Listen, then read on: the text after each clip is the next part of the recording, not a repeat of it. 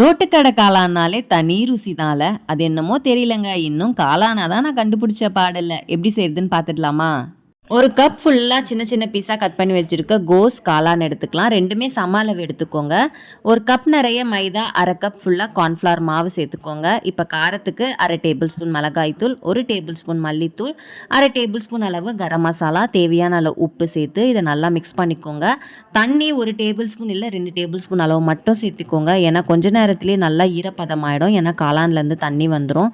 பார்த்தீங்களா? கரெக்டாக இந்த மாதிரி பதமாக இருக்கணும். இப்போ நல்லா எண்ணெயை சூடு பண்ணிவிட்டு கொஞ்சம் கொஞ்சமாக கிள்ளி போட்டு டீப் ஃப்ரை பண்ணி இதை தனியாக எடுத்து வச்சிடலாம்.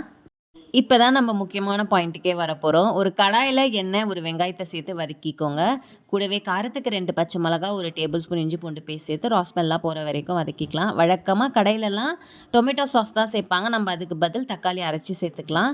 1/4 டேபிள் ஸ்பூன் மஞ்சத்தூள், 1 டேபிள் ஸ்பூன் மிளகாய்த்தூள், 1/2 டேபிள் ஸ்பூன் மல்லித்தூள், கொஞ்சமாக கரம் மசாலா, தேவையான அளவு உப்பு சேர்த்து நல்லா மிக்ஸ் பண்ணிக்கோங்க.